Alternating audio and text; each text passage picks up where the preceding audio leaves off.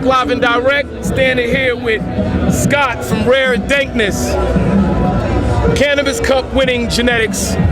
Talk about top grade. No one does it better. Scott.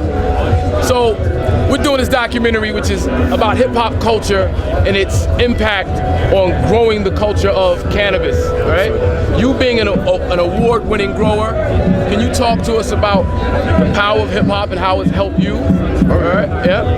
And also let the folks know some of your award-winning strains and what you've done. I'm a music lover at heart. I grew up in Alabama, real rural part of Culver County. I was the only white kid on a basketball team for 4 years in high school. So I grew up listening to Run DMC and Dre, NWA. KRS-One. Everybody, man. I was very influenced by Public Enemy as a kid.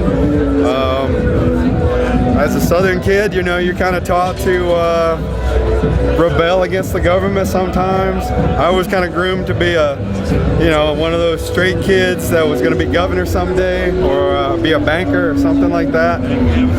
I was always into cannabis. I was always into herb. It was always something you had to hide back then. But a love of music. There's always a love of connection and community that comes along with all of this. And yeah, man. I mean, you get introduced to strain names back when weed was just kind bud or or swag or brown or whatever. Chronic, it's the first time you ever heard of Kush or the first time you heard somebody talking about Uptown Haze or any of that. It was in lyrics.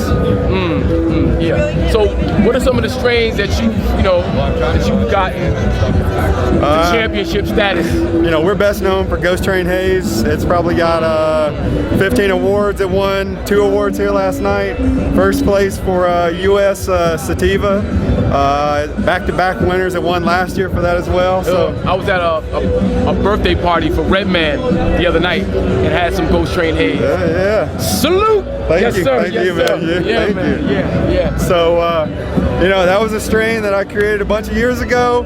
It was popular here in Colorado, and when I knew we were becoming big was a delivery service that I used to use back in Manhattan when I lived out in the Hamptons. Wow.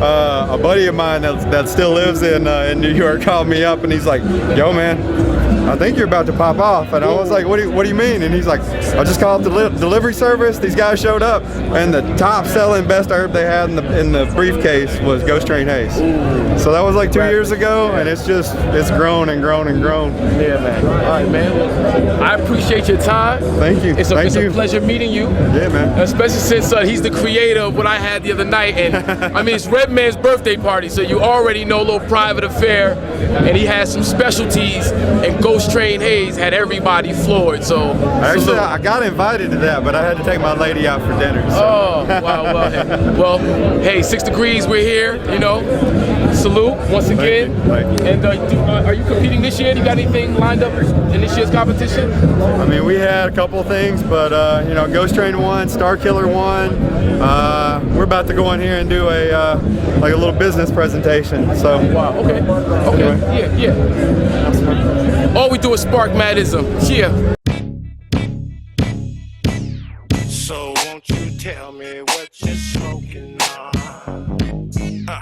Is it that Kush? Is it that real strong? Is that Kush? Is that Kush?